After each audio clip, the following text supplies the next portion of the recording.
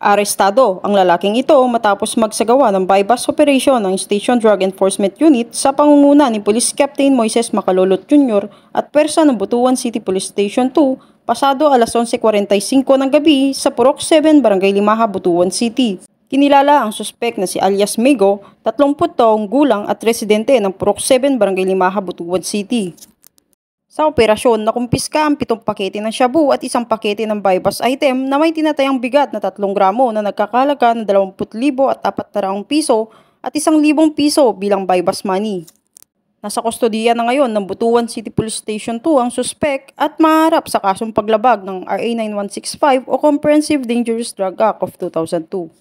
Patunay lamang na hindi tumitigil ang PNP Caraga sa pagsuporta sa adhikain ng ating Pangulo na Bagong Pilipinas para sa isang layuning maging drug-free ang ating bansa.